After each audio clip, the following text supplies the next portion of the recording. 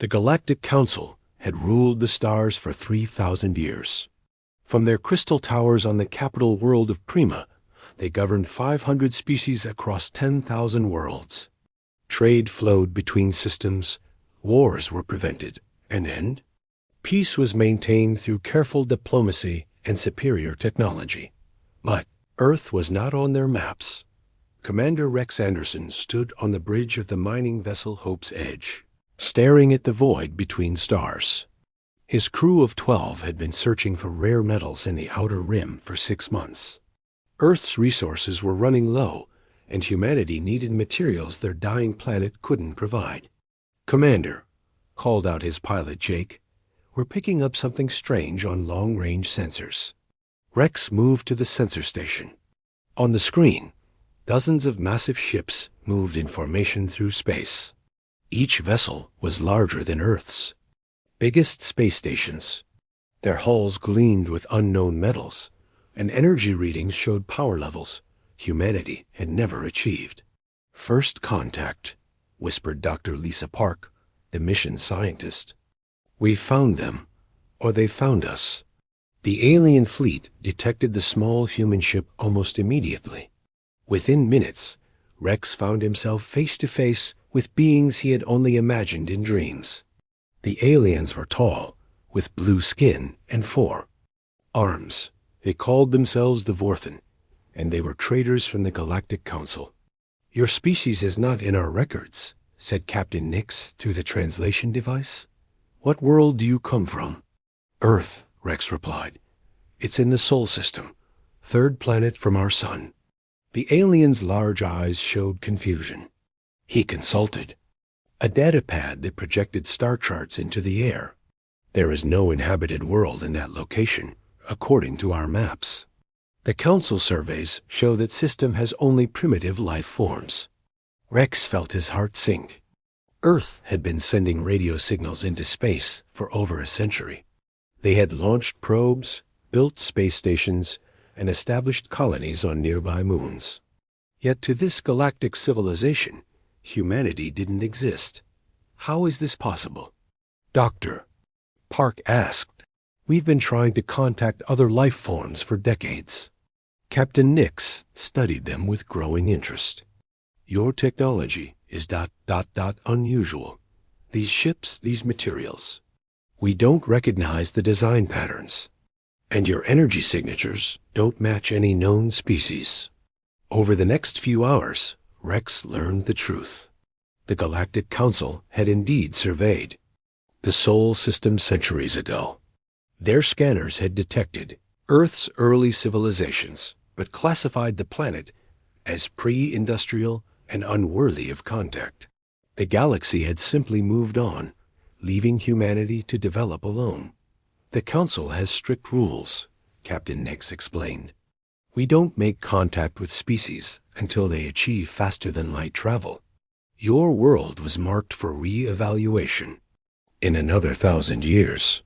Rex showed the alien captain images of Earth cities, its technology, and its people. The Vorthen was amazed by what humanity had accomplished in isolation. "Remarkable," Nix said. "Your species developed completely different solutions to engineering problems. These designs are incredibly efficient. And your materials, this metal, alloy shouldn't be possible with your level of technology." What the alien didn't understand was that humanity's isolation had forced them to innovate. While the galaxy shared technology freely, humans had to solve every problem themselves. They had learned to do more with less, to build stronger materials from common elements, and to create energy from sources other species had never considered. "We need to return to Earth," Rex told his crew that night. "We need to warn them." Jake looked confused. "Warn them about what?" "These aliens seem friendly." "That's the problem," Rex replied. "We're not on their maps. We're not part of their system. If something happens, if there's a war or invasion, nobody will come to help us. Earth is alone." Dr. Park had been studying the data they'd collected from the alien ship. "Rex, look at this. Their weapons, their shields, their engines. They're powerful, Yes, but they're also predictable. Everything follows standard patterns. It's like they all learned from the same textbook. Rex understood. The Galactic Council had brought peace by sharing technology and standardizing everything. But that same standardization had made them predictable. Humanity, developing alone, had created unique solutions that the galaxy had never seen. As the Hope's Edge prepared to return to Earth, Rex knew their world was about to change forever.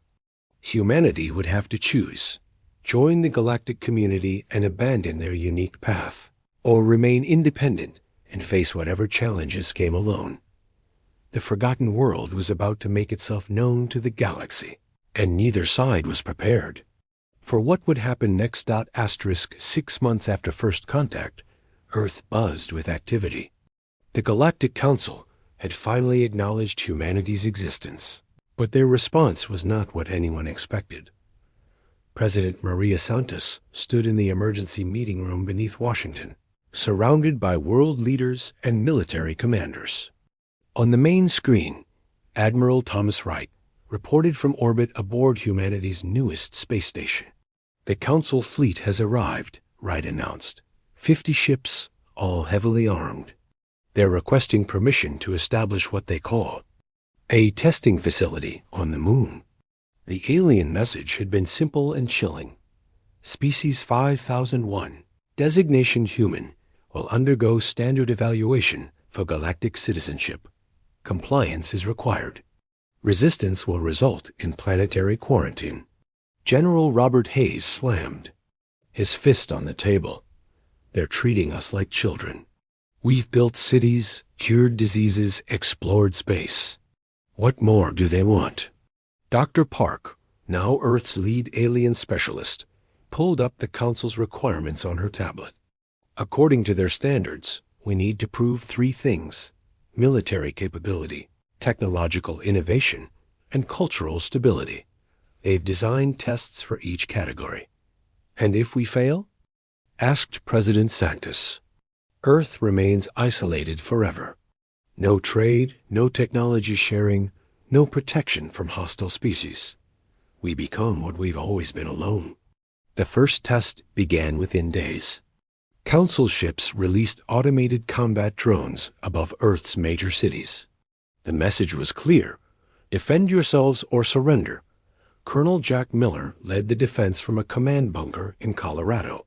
Earth's Space Force was small compared to the Council's massive fleets, but humanity had advantages the aliens didn't expect. "Deploy the interceptor swarms," Miller ordered. Earth's fighters were tiny compared to Council ships, but they moved like nothing the aliens had seen. Instead of following standard formation patterns, human pilots flew with creativity and unpredictability. They used Earth's gravity well to slingshot around the planet, attacked from multiple directions, and coordinated in ways that confused the automated drones. "The drones are programmed for standard galactic combat," reported Captain Amy Foster from her fighter. "They expect us to fight like everyone else. But we don't have everyone else's technology, so we fight differently."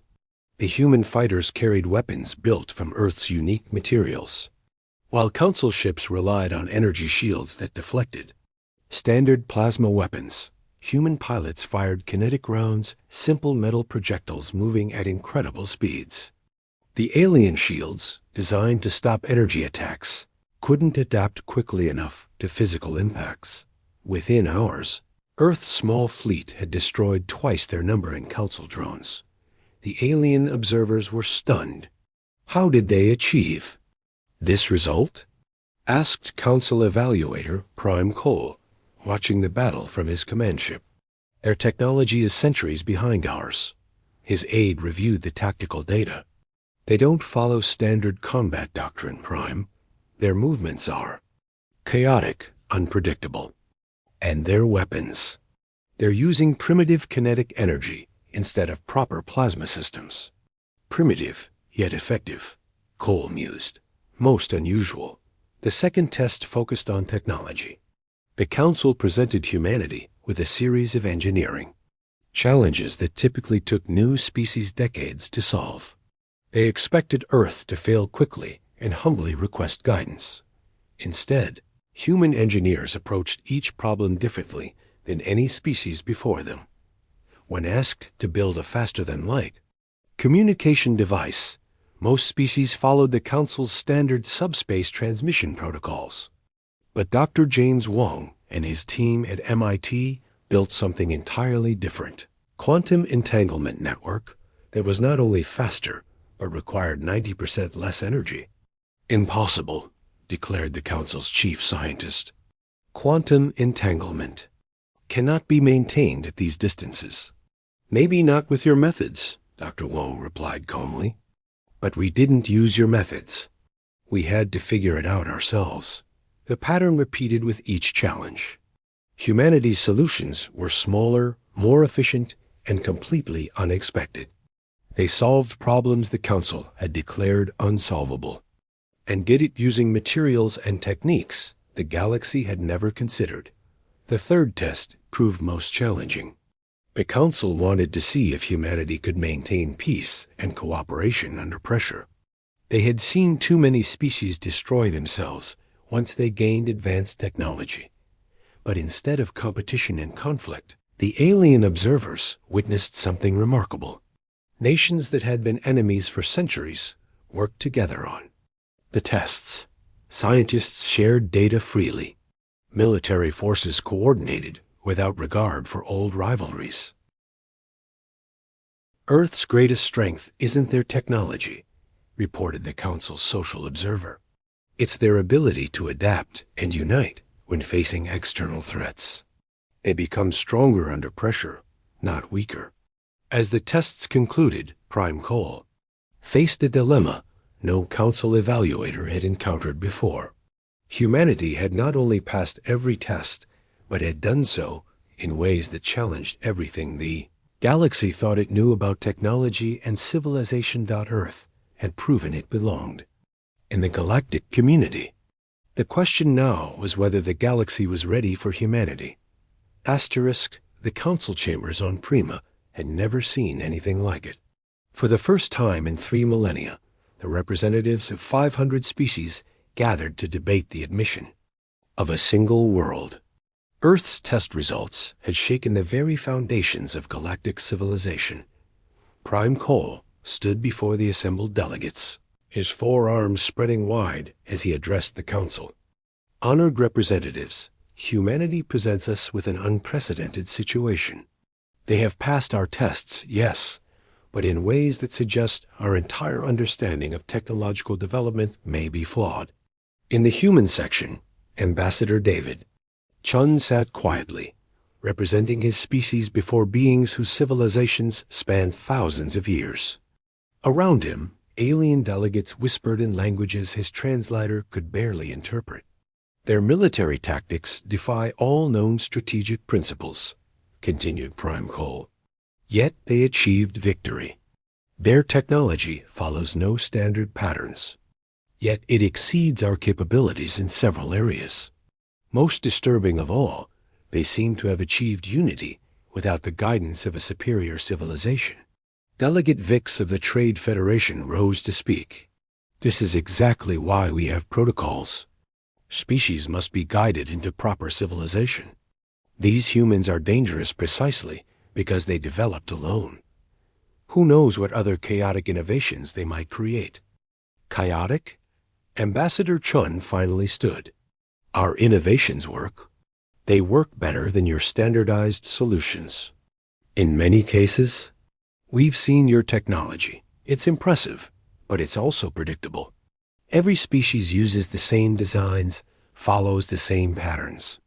You've achieved peace by making everyone identical. A murmur ran through the chamber. No candidate species had ever challenged Council methods so directly. Delegate Quinn from the Science Collective leaned forward. Human Chun, your species achieved faster-than-light communication with technology we considered impossible. How do we know these innovations are safe? What if they destabilize subspace? What if they interfere with established trade routes? Chun activated his presentation device, showing images of Earth's development. Every species here shared technology freely. You learned from each other, built on each other's discoveries. That's wonderful. It prevented wars and accelerated progress. But it also meant you all ended up thinking the same way. The images showed humanity's unique path, developing internet technology before space travel, creating artificial intelligence before energy weapons, solving environmental problems with techniques no other world had needed. We had to solve every problem ourselves, Chun continued. When our planet was dying, we couldn't call for help. We had to invent new ways to clean our oceans, power our cities, grow food in hostile environments. When we reached space, we couldn't buy better engines. We had to build them from scratch. Delegate Tomas from the Military Council stood abruptly. This is exactly the problem. Unpredictable species are dangerous. They start wars, create weapons we can't counter, upset the balance of power. Has humanity started any wars since learning about the Council? Chon asked quietly. Have we threatened anyone? Built weapons to attack your worlds? Or have we simply offered to share our discoveries freely, just as you do among yourselves? The chamber fell silent. Earth's behavior since first contact had been exemplary. They had openly shared their technological breakthroughs, requested nothing but fair trade agreements, and shown no aggression toward any council member. Prime Cole reviewed his datapad. The humans have indeed offered to share their innovations. Their quantum communication network could revolutionize galactic commerce. Their material science could improve ship construction across all species. Their energy systems could power worlds more efficiently than current technology. At what cost? Demanded Delegate Vix. If we adopt their chaotic methods, what happens to our stability? Our predictability? Our peace? Shun smiled. You're afraid we'll change things. And you're right, we probably will. But change isn't always bad. Look at your own history. 3,000 years ago, you were separate species fighting for resources. Then you came together, shared knowledge, and created something better. We're not asking you to abandon your ways. We're asking you to consider that there might be more than one path to wisdom. The debate continued for days. Some delegates argued for humanity's immediate admission. Others wanted additional tests, more safeguards, longer observation periods. A few demanded Earth's complete isolation. Finally, Prime Cole called for the formal vote. The chambers fell silent as each species registered their decision. The holographic display showed the results. 267 in favor of admission, 198 against, 35 abstentions. By majority decision, Prime Cole announced, humanity is granted provisional membership in the Galactic Council.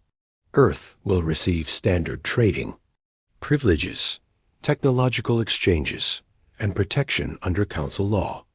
Chun felt relief wash over him, but Prime Cole's next words sent a chill down his spine. However, humanity will also be assigned special monitoring status. Any technological development that could destabilize galactic civilization will be subject to Council oversight. Earth's innovations will be studied, tested, and approved before implementation. The galaxy was welcoming humanity, but with careful restrictions. They wanted Earth's contributions, but feared Earth's unpredictability. It was an invitation that came with invisible chains, and Chun wondered if his species had truly won their freedom, or simply traded one form of isolation for another. 2 years after joining the Galactic Council, humanity learned that membership came with responsibilities they never expected. The urgent message reached Earth's Council representative during what should have been a routine trade meeting. The Devourer are coming, announced Military Coordinator Zen, his insectoid features showing unusual agitation. Long-range sensors have detected their fleet moving toward the outer colonies. Estimated arrival, 14 days. Ambassador Chun had heard whispers about the Devourer, but always in hushed tones. I thought they were just rumors. Stories to frighten new species. They are very real, replied Prime Cole grimly. A species that consumes entire worlds. They strip planets bare, absorb all biological matter, then move to the next system. The Council has fought them 3 times in the past millennium. Each time, we've barely survived. The emergency session revealed the scope of the threat. The Devourer traveled in massive bioships, living vessels that could regenerate damage and adapt to any weapon used against them. Traditional Council tactics had proven ineffective. Energy weapons were absorbed. Kinetic rounds were deflected by organic armor, and their ships learned from every attack. The outer colonies have 48 hours to evacuate, reported Fleet. Commander Axis. After that, we establish a defensive perimeter and hope our barriers hold. Chun studied the tactical displays. The Council's plan was purely defensive: evacuate populations, fortify key systems, and try to outlast the Devourer until they moved on to easier prey.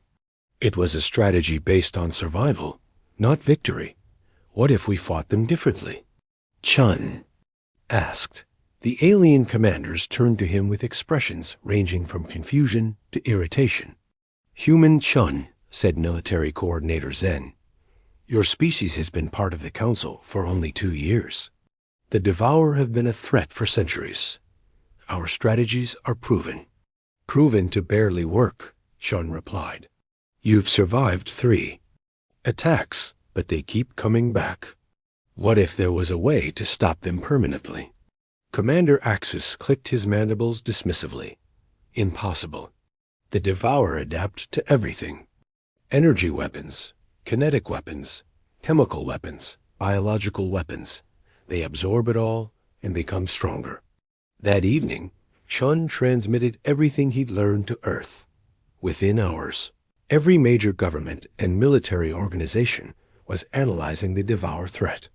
But it wasn't the generals or politicians who found the answer. It was a graduate student at Tokyo University. Kanji Tanaka had been studying Earth's quantum communication network when Chun's data arrived. As he read about the Devourer's adaptive abilities, a wild idea began forming in his mind. They adapt to weapons, he muttered to his advisor, Dr. Sarah Kim. But what if we didn't use weapons at all? Dr. Kim looked up from her own research. What do you mean? The Devourer absorb energy and matter to grow stronger. But what happens if you give them something they can't absorb? Something that disrupts their entire system from the inside? Kenji's idea was elegant in its simplicity. The Devourer consumed everything they encountered, incorporating it into their bioships. But their adaptation was based on recognizing and countering threats. What if humanity could create something that wasn't a weapon at all, something that appeared harmless, but carried a hidden payload? Prime Cole studied the data with growing amazement. This is unprecedented. Your species continues to develop techniques we never considered possible. The Council faced a choice: trust humanity's untested innovation or rely on proven defensive strategies that barely worked. With the Devourer fleet only 8 days away, there was no time for extensive testing. If this plan fails, warned Military Coordinator Zen, the outer colonies will be defenseless. Billions will die. If we do nothing, Chun replied, billions will die anyway. And the Devourer will keep coming back until they consume everything. The vote was close, but desperation won over caution. For the first time in galactic history, the Council would attempt an offensive strategy against the Devourer.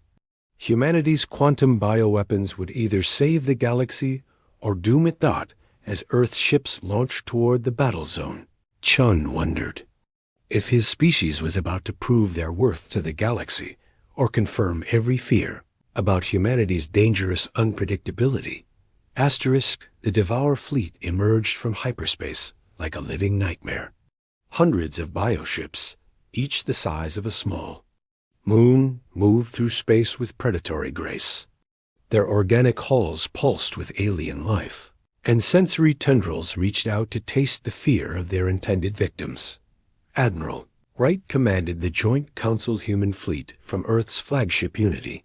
Around him, representatives from 50 species worked alongside human officers, their different technologies finally united for a common purpose. Devour ships are maintaining standard formation, reported Captain Foster. They're heading directly for the outer colonies, just as predicted. The Council's traditional defensive fleet held position near the colonies, ready to implement centuries-old tactics. But humanity's contribution was something entirely different, a small squadron of ships, carrying Kenji's quantum bioweapons. Remember, Admiral Wright addressed his mixed crew, we only get one chance at this. The moment the Devour detect our true purpose, they'll adapt their defenses. Dr. Park, now serving as the mission science officer, monitored her instruments. Nervously, the Trojan cells are stable. Quantum entanglement networks are ready for activation. But Admiral, we've never tested this on such a massive scale. Then today, we learn if human innovation can match human desperation. Wright replied. The first phase of the battle unfolded exactly as the Council expected. The Devour ships engaged the defensive fleet with devastating efficiency. Energy weapons were absorbed, kinetic rounds bounced off organic armor, and every attack only seemed to make the bioship stronger. But while the Council fleet held the Devour's attention, humanity's smaller ships moved into position using stealth technology the aliens had never seen. Earth's vessels didn't hide by avoiding detection. They hid by appearing to be something else entirely. Devour ships are beginning to feed, reported the tactical officer. They're consuming debris from damaged Council ships. This was the moment humanity had been waiting for. As the bioships opened their feeding tentacles to absorb battle debris, human ships released clouds of what appeared to be ordinary organic matter-dead crew members, food supplies, biological waste. The Devour consumed it eagerly, just as Earth scientists had predicted. Trojan cells have been ingested, Dr. Park announced. Quantum transmitters are now inside 17 different bioships. Admiral Wright gave the order that would either save the galaxy or doom it. Activate quantum interference. Across the battlefield, something unprecedented happened. The Devour bioships, which had moved in perfect coordination for millions of years, suddenly began to falter. Their formation broke apart as quantum interference disrupted their neural networks. Ships that had shared a collective consciousness were suddenly isolated, confused, and vulnerable. It's working, breathed Captain Foster. They can't communicate with each other. But humanity's plan went deeper than simple jamming. As the quantum interference spread through the bioship systems, it began creating cascade failures in their adaptive mechanisms. The variability that made the Devour invincible, their capacity to adapt and evolve, became a liability when those adaptations couldn't be coordinated across the fleet. Some bioships tried to adapt to energy weapons while others adapted to kinetic rounds. When they encountered the opposite threat, their specialized defenses were useless. Ships began to literally fight against their own adaptations as conflicting evolutionary responses tore apart their biological systems. Devour fleet is in full disarray, reported military coordinator Zen from his council ship. For the first time in recorded history, they are retreating. The alien delegates watched in amazement as the seemingly invincible Devour fleet weakened. By internal conflict and confusion, finally faced weapons they couldn't adapt to. The Council's energy cannons, ineffective for centuries, suddenly found their mark. Kinetic rounds penetrated bioarmor that could no longer coordinate its defenses.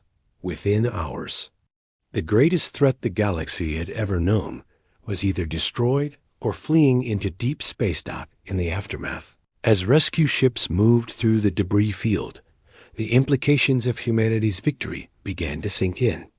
Admiral Wright found himself facing a communication from Prime Cole himself. "Admiral Wright," the council leader began, "today has changed everything we thought we knew about warfare, about adaptation, about the nature of strength itself." "We didn't fight them with superior firepower," Wright replied. "We fought them with a different kind of thinking.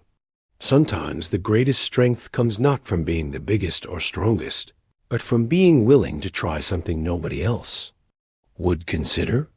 The celebration across council space was unprecedented. Humanity had not only proven their worth, they had saved the entire galactic civilization.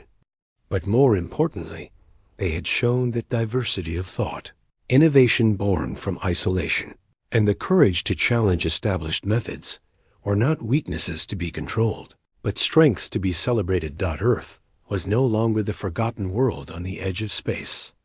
Humanity had revealed their true strength to the galaxy, the power to find new solutions when old ones failed, to adapt not by consuming and absorbing, but by thinking, creating, and daring to be different. The galaxy would never underestimate the species that had once been overlooked.